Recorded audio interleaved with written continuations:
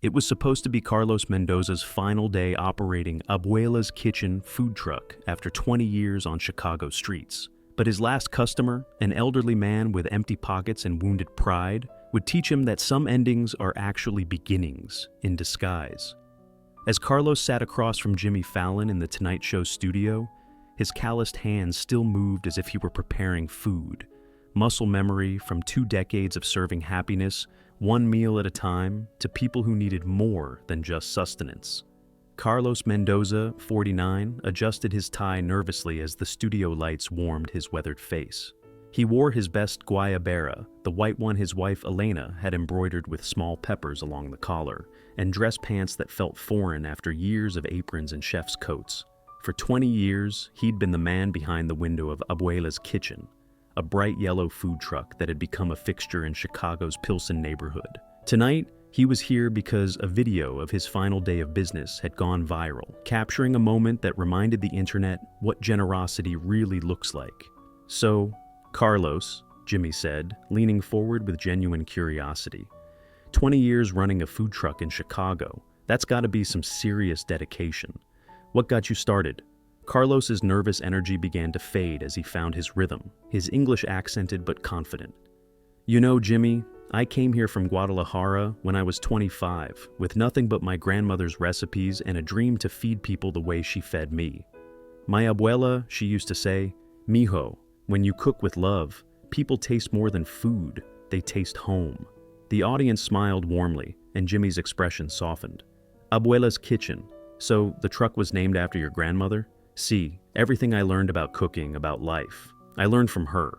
She taught me that food is not just business, it's connection. When someone is hungry, you don't just feed their stomach, you feed their soul." Jimmy nodded, clearly engaged. "And you've been in the same neighborhood for 20 years. You must have some incredible regular customers." Carlos's face lit up with the kind of joy that comes from years of meaningful work. "Oh, Jimmy, the stories I could tell you. I watched kids grow up eating my tacos, graduate high school, get married, bring their own children to the truck. Mrs. Rodriguez, she's been coming every Tuesday for 15 years, always orders the same thing, carnitas with extra salsa verde. That's beautiful, man. You're not just serving food, you're serving memories." "Exactly. And the funny things that happen, ay Dios mío. One time, this businessman comes running up during lunch rush, still on a phone call, ordering in English but pointing at the menu. I make him a torta, he pays, takes one bite and starts crying. Turns out he hadn't eaten his mother's cooking since she died, and somehow my sandwich tasted just like hers." The audience let out a collective awe, and Jimmy shook his head in amazement. Food has that power, doesn't it? To transport us back to people we love. That's what my abuela taught me. She said, "Carlos, when you cook, you're not just making food, you're making memories. You're making people feel cared for." Jimmy's smile grew more thoughtful. "Speaking of caring for people, I understand you recently made the decision to retire from the truck. That must have been difficult after 20 years. Carlos's hands stilled on his lap, and something in the studio atmosphere shifted. The easy warmth remained, but now it carried the weight of something more significant. "See, it was time. My back, 20 years of standing in a small truck, lifting heavy pots. Elena, my wife, she's been asking me to slow down. But also," he paused, looking down at his hands, then back up at Jimmy. "Also, I realized that maybe I had learned everything the truck could teach me." Jimmy sensed there was more to this story. "What do you mean by that?" Carlos took a deep breath, and when he spoke, his voice carried the careful cadence of someone who had been thinking deeply about a life-changing moment. "Can I tell you about my last day?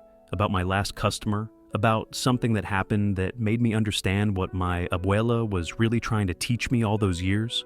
Behind the cameras, producers felt the familiar shift that signaled an interview was about to transcend entertainment. Jimmy, without hesitation, nodded. "Of course, Carlos. Whatever you want to share." Carlos's voice grew quieter, more deliberate. "It was December 15th, a Friday. I had announced the week before that it would be my final day. All day people came to say goodbye. Regular customers, people I hadn't seen in years, even other food truck owners. It was beautiful, like a celebration. The studio audience was attentive, sensing they were about to hear something meaningful. By 6 p.m., I was cleaning up, getting ready to close forever. I had sold almost everything. Only had one burrito left, some rice, a little salsa. I was thinking about taking that last burrito home to Elena, as a souvenir. Jimmy found himself leaning forward, completely absorbed. That's when I saw him, this elderly man, maybe 75, 80 years old. He was standing about 20 feet away from the truck, just watching. He looked, how do you say, like he wanted to come over but was afraid. Carlos paused, his eyes filling with the memory. I called out, "Senor, we're still open if you're hungry." He came closer, very slowly, and I could see he was thin, too thin. His clothes were clean, but old, patched in places. The studio was growing quieter, everyone understanding that they were witnessing something profound. He said, "How much for a burrito?" I told him $5, and Jimmy... Carlos's voice caught slightly. I watched this proud old man pat his pockets, check his wallet, count the coins in his hand, and I knew he didn't have $5. Jimmy's expression had shifted completely. This wasn't entertainment anymore. What happened next? He looked at me with such shame, such embarrassment. He said, "I'm sorry, I thought I had enough. I didn't eat today." And he started to walk away.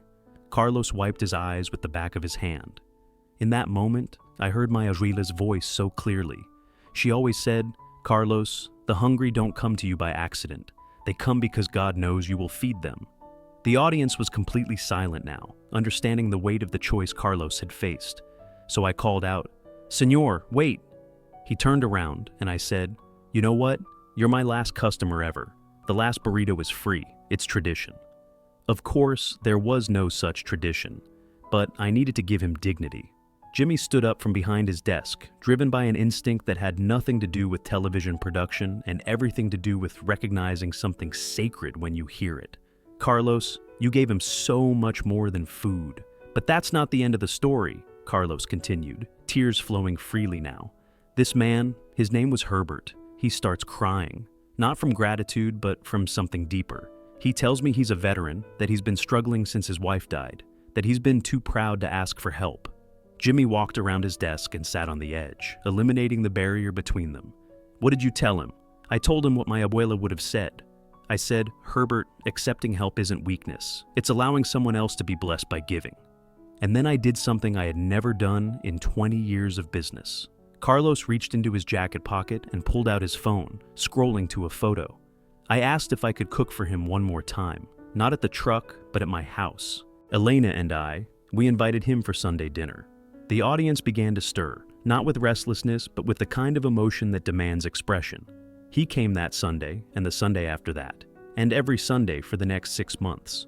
We learned that Herbert was a Korean War veteran who had never talked about his service, never dealt with his trauma. He had been surviving on Social Security and pride, which is not enough to live on. Jimmy looked at the photo Carlos was showing him, then back at Carlos with profound respect. "You adopted him into your family." "He adopted us too," Carlos said simply. "Herbert taught Elena and me about resilience, about sacrifice, about what it means to serve your country. And we taught him that family isn't just blood, it's also choice." Jimmy slid off his desk and knelt down beside Carlos's chair, understanding that some moments require you to meet people where they are. "Carlos, what happened to Herbert?" "That's the beautiful part," Carlos smiled through his tears. "After 6 months of Sunday dinners, of Elena's mothering, of having a place to belong, Herbert started volunteering at the VA hospital. He began helping other veterans who were struggling like he was. He found his purpose again." The audience rose to their feet, not in orchestrated applause, but in spontaneous recognition of something profound. They weren't clapping for entertainment. They were bearing witness to love multiplying itself. Jimmy stood up and turned to face the audience and cameras. "Ladies and gentlemen, we live in a world where business is often about profit margins and efficiency. Carlos Mendoza reminds us that the most successful businesses are the ones that remember they're serving human beings, not just customers." He turned back to Carlos. "You said Herbert was your last customer, but it sounds like he was also your greatest teacher. He taught me that my abuela was right. When you feed people with love, you're not just feeding them food, you're feeding hope, dignity, connection." Herbert needed more than a burrito that day. He needed to know that someone saw him, that someone cared. Jimmy reached into his jacket pocket and pulled out his business card. But this gesture felt different from all the others. It felt like a recognition between two people who understood service in its deepest form. Carlos, I want you to have this. Not because you're a guest, but because you understand something that the world needs to remember. That true success isn't measured in profits, but in the lives you touch. Carlos took the card with hands that had prepared thousands of meals, hands that had chosen to give rather than sell when it mattered most. You know what I learned from Herbert? I learned that my last customer taught me what my first customer should have taught me. That every person who comes to your window is carrying something invisible, and your job is to feed more than their hunger. The show ended differently that night. No desk pieces, no games, no comedy segments. Just Jimmy and Carlos talking about dignity, about the profound impact of choosing generosity over profit, about how the most ordinary moments can become extraordinary when touched by love. 3 months later, Carlos and Elena opened a small community kitchen in Pilsen, serving free meals to anyone who needed them.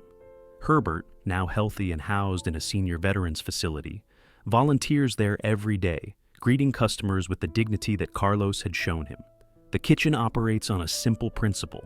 No one pays, everyone eats, and dignity is always on the menu. The viral video that brought Carlos to The Tonight Show wasn't actually of him giving Herbert the free burrito.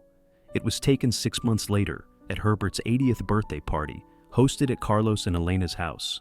In the video, Herbert stands up to give a toast, his voice strong and clear.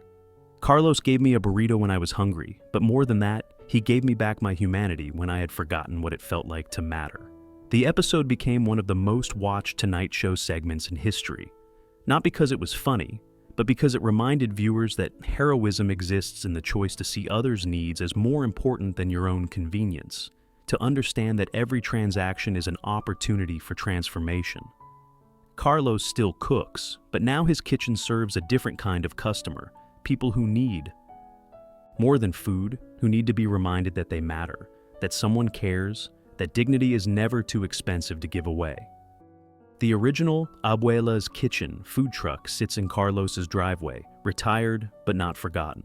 On the side window, there's a small sign that wasn't there during his 20 years of business. It reads, "Every ending is a beginning. Every last customer is your first teacher." Abuela's wisdom, Herbert's lesson. Jimmy learned something that night that changed his entire approach to late-night television, that the most powerful stories aren't always the ones that make people laugh. Sometimes they're the ones that remind us that we're all just one moment away from being someone's last customer, someone's last chance to choose kindness over convenience.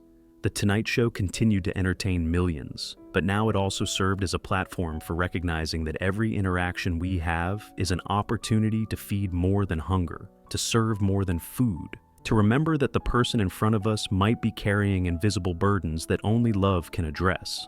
Because Carlos Mendoza taught Jimmy Fallon and millions of viewers that true wealth isn't measured in what you accumulate, but in what you're willing to give away. That the most successful day of business might be the day you choose to close your register and open your heart. Herbert still sends Carlos a Christmas card every year. This year's message was simple. Thank you for teaching an old soldier that surrender can be victory, that accepting help can be strength, and that the best meals are seasoned with dignity. Your last customer, your grateful friend. That card sits framed in Carlos's community kitchen, next to a photo of Herbert serving meals to other veterans, next to a handwritten recipe from Carlos's abuela that ends with the words, "Cook with love, serve with joy, and never let anyone leave your table hungry for more than food." Carlos learned that closing one business can open infinite possibilities for service. The community kitchen expanded beyond feeding people to offering cooking classes for struggling families. Herbert became the unofficial host, greeting every newcomer with the same warmth Carlos had shown him. The impact rippled outward in ways Carlos never expected.